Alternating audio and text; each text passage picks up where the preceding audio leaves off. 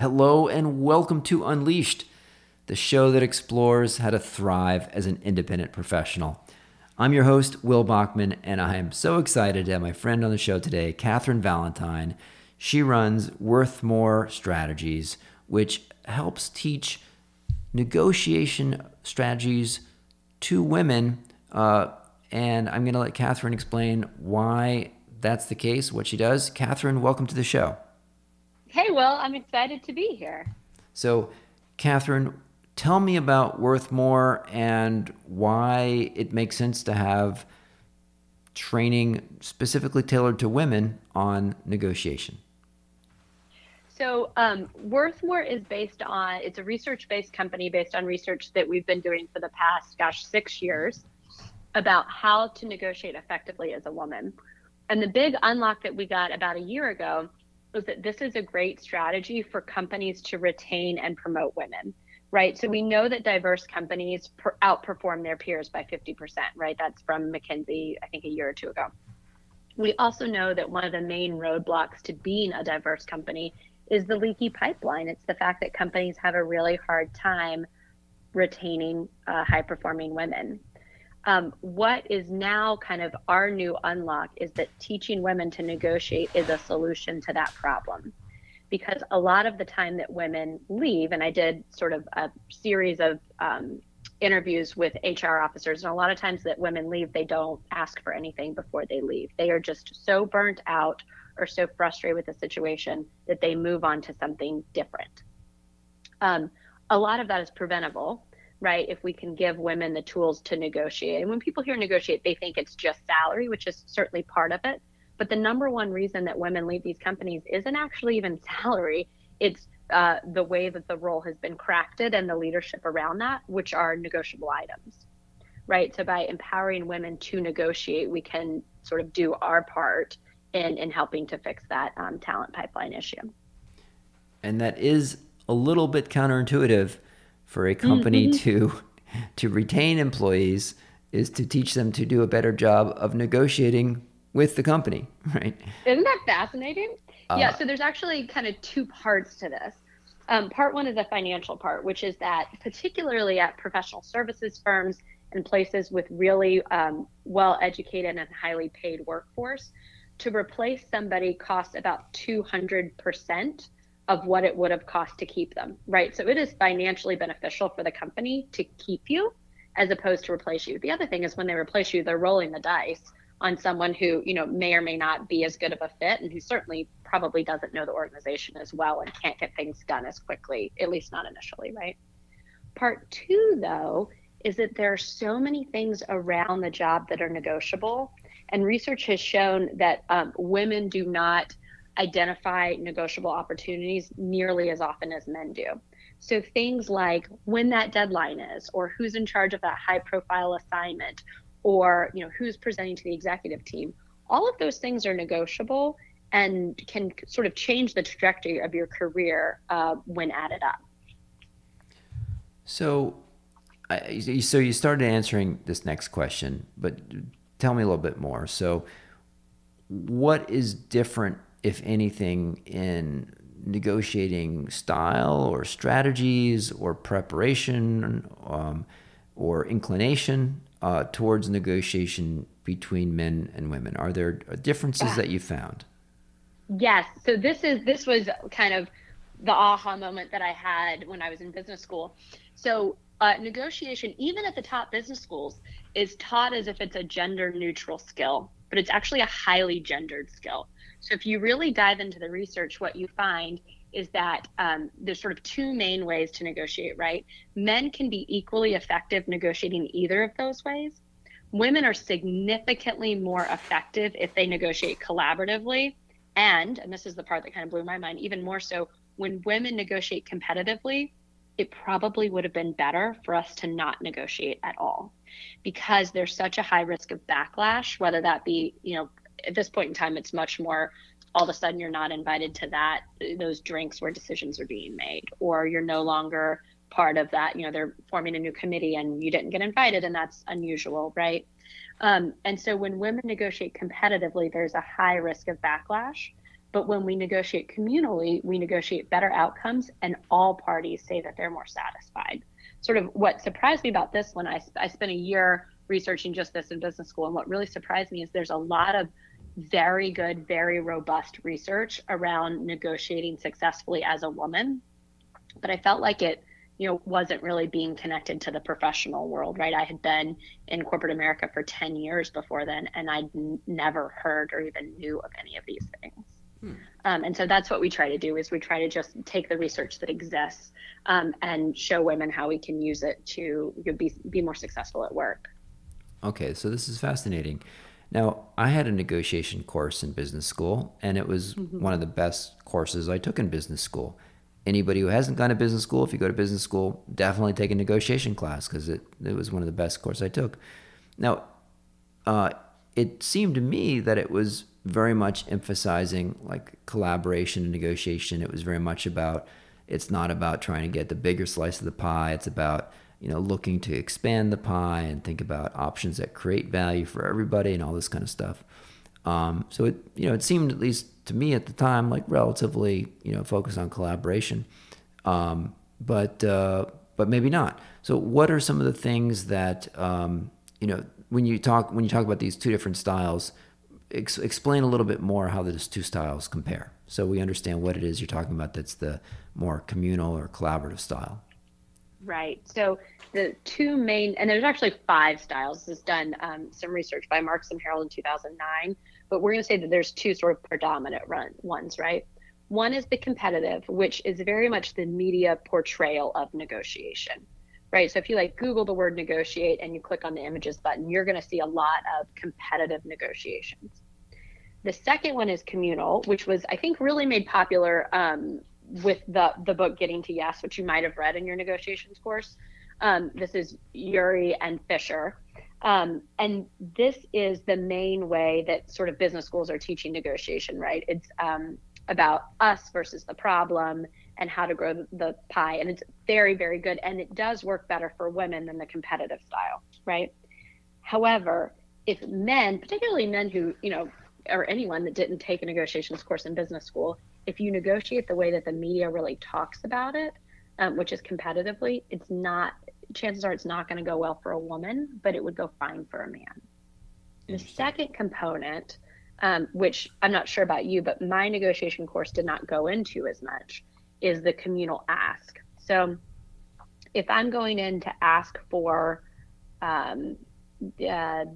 more resources on my team, right? If I say, hey, Bill, I need more resources on my team, that's not going to be interpreted quite the same as if a man says it, which, we can argue whether or not that should be the way that it is, but because of gendered perceptions, that is the way that it is. But if I go in as a woman and I say, hey, Bill, our team has been able to deliver 40% higher than our targets this year, and I actually think that we can do it again next year. But in order to do that, we're going to need a couple more FTEs because I need to be able to, because we're generating more work right now. Can we talk about if that's possible?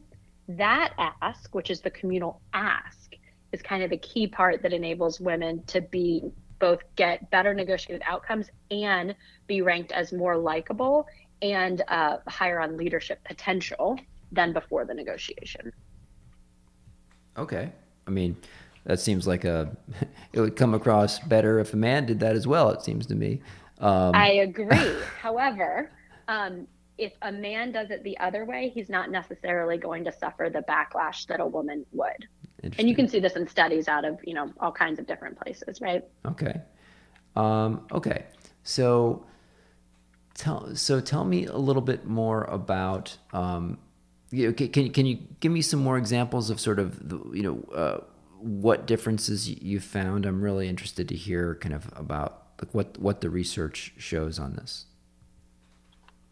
Absolutely. Differences in terms of how men and women negotiate? Yeah, or like if there's like different tactics that women either get better results from, or that that they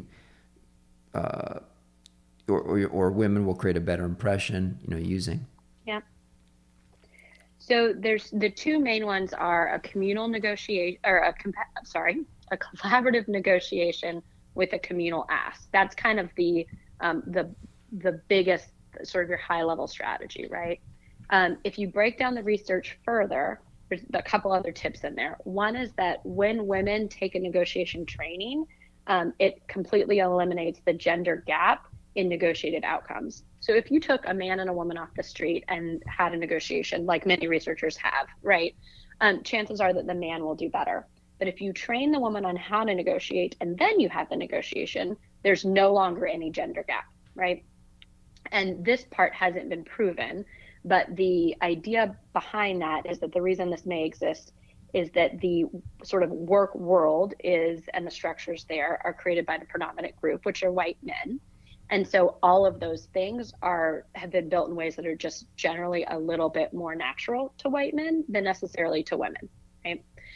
The second thing is data. So if a woman has access to good data, that also eliminates the gender gap in outcomes. So if a woman can actually have both of those, it's pretty interesting to argue that, women in some ways are better negotiators than men, which is, 84% of people think that men are better negotiators than women, which I think is something that women internalize.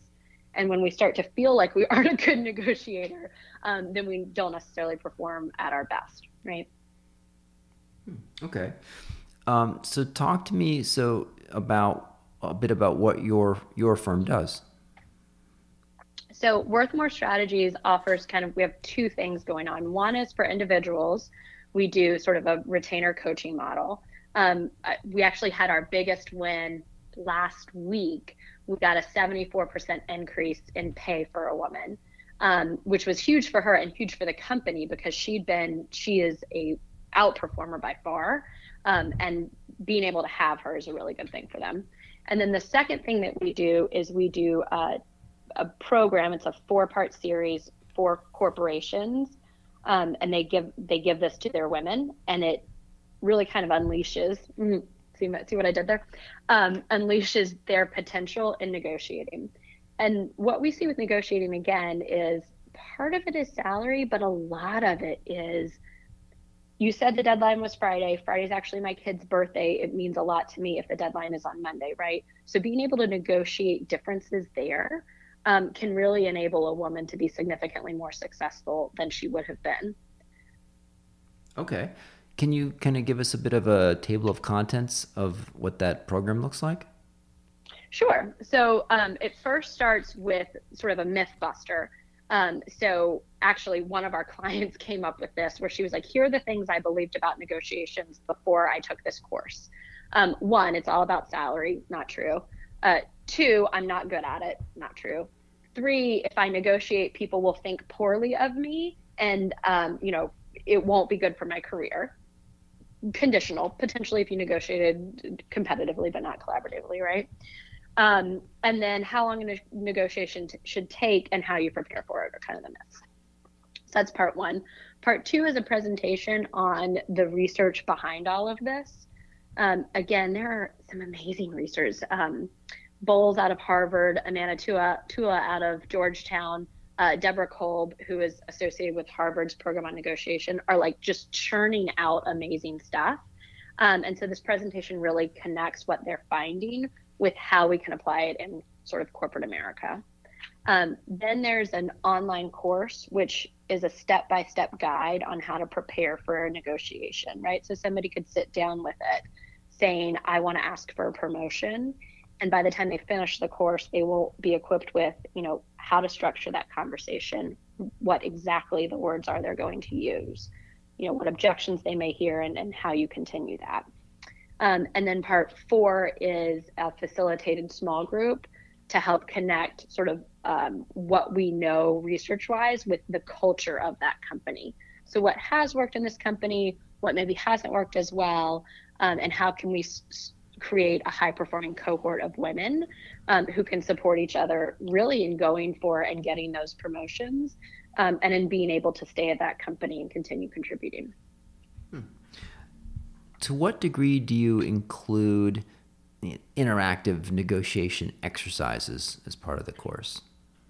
Love that. So right now they're in the small group. I'm actually talking to one client about breaking the small group out into two parts and doing a half-day workshop and then a 1-hour small group discussion like 6 months later. Yeah. Right now they're embedded in part 4. Yeah, that was some of the most memorable training that I had all of business school was that negotiation course and those exercises, because that's when you really feel it in your gut when you actually are doing it. It's one thing to just listen to someone talking at you, but when you actually have to sit down, and even if it's just a fake scenario you've been handed, you kind of feel it so emotionally. And some people got the better of me in some cases. The negotiator and I, like, we came up with some good solution, or in some cases we both failed to get what we want, and then you saw the trick afterwards and like, oh, I should have done that. And then you kind of remember that much, much longer. So that's good to hear. What do you think about, I've heard this one thing, this kind of a side question, but someone recommending what's called like rejection therapy, where you try to intentionally get rejected at something so that you're okay with it. Yeah, like, no, and the idea is like you would intentionally every single day try to get rejected. Like you'll ask someone on the street, oh, can I have a bite of your sandwich?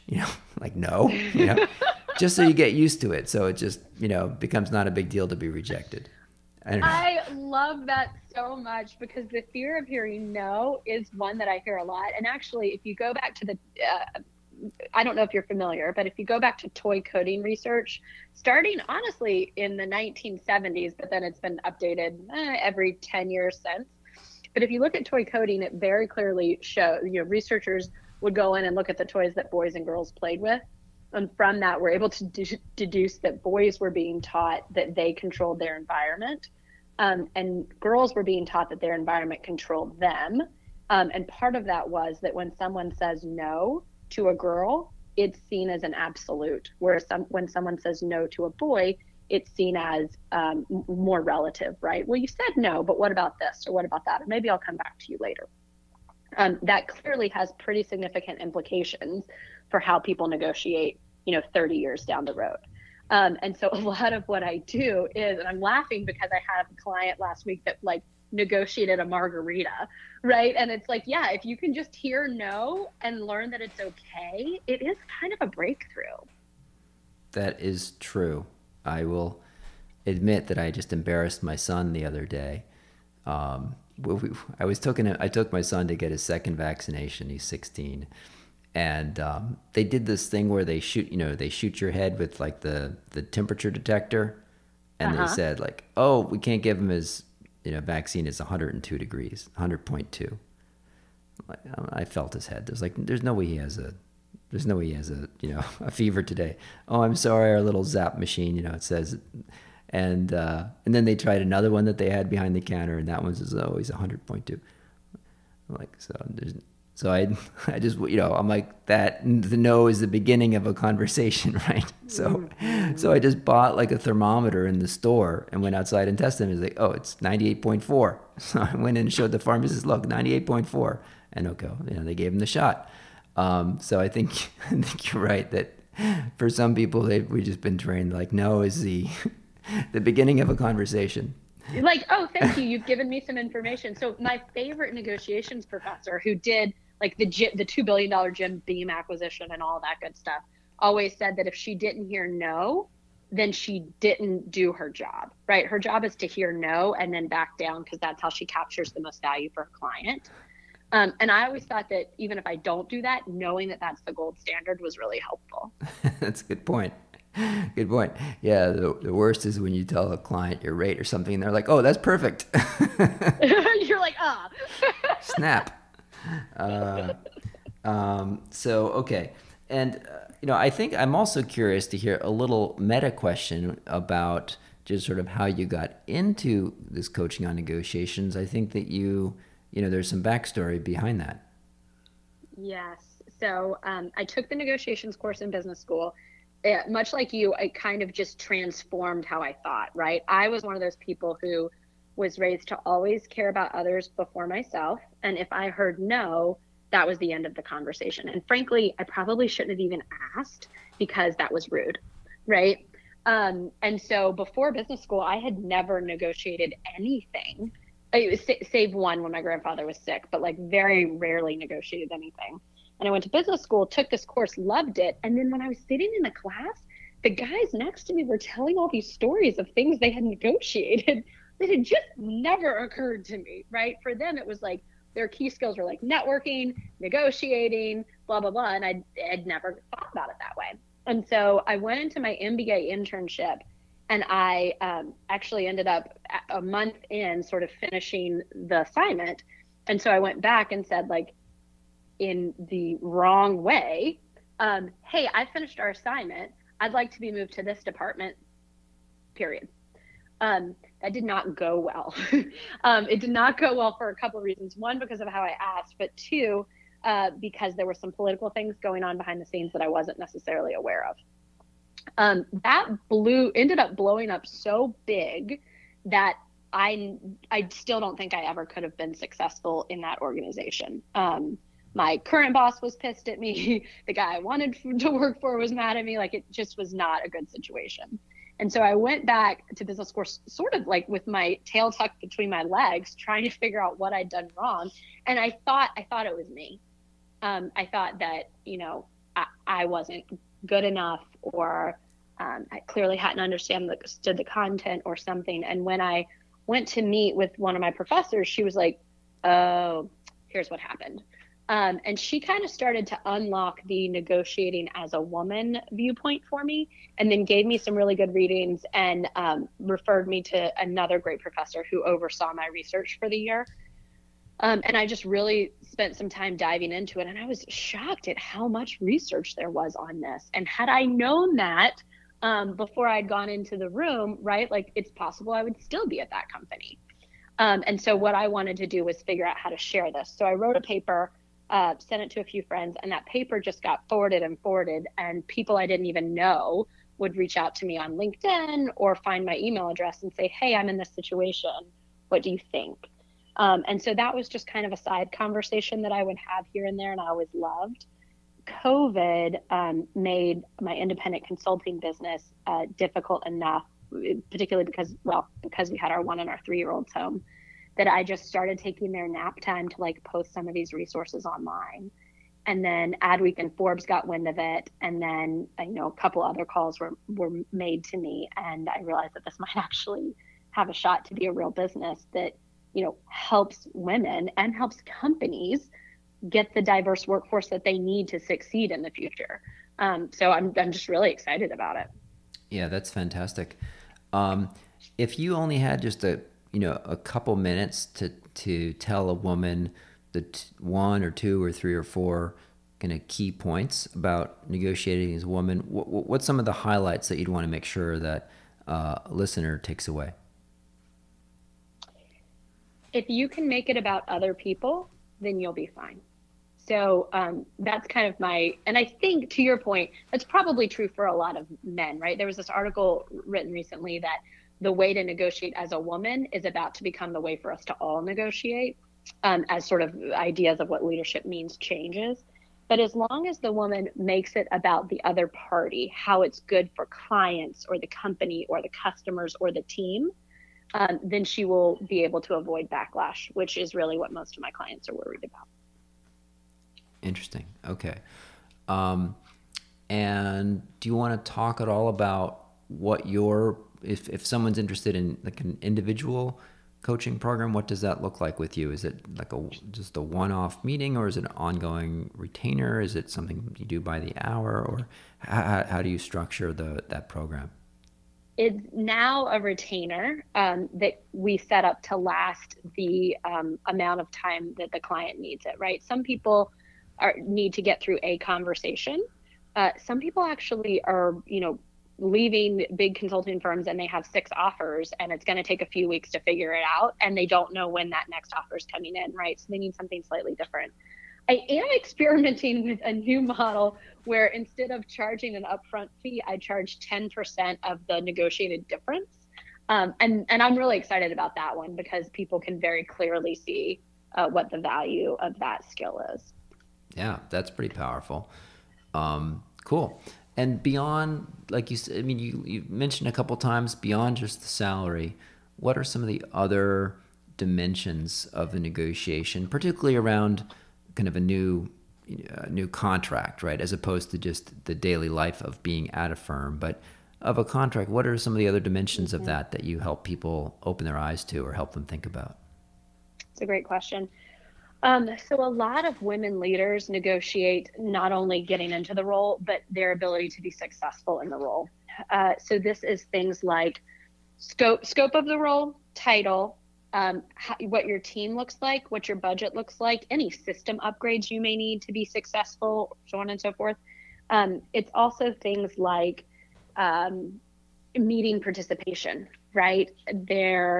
I had one woman actually recently who negotiated. She got a job that was an hour away. She could not move her family of 4 at this point in time. So instead of wasting 2 hours in the car, she negotiated a driver, right? The company was thrilled with that because they get an extra 10 hours of work from her every week. And her family was excited because they're not losing time with her, right? And they don't have to move. There's all kinds of things that you can. So if you go to my website, which is worthmorenegotiations.com, on the top bar, there's a list of the 60 things that I've seen women negotiate outside of just salary, and you can download it there. The other thing that I would encourage women to do is just ask, like, if you could wave a magic wand, what would you want in your role?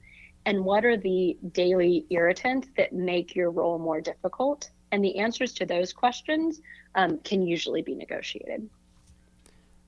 When you're talking to your corporate clients, what's the sort of title of the executive that you're typically talking to when you negotiate? When you personally, Kathryn, negotiate your programs or your training programs?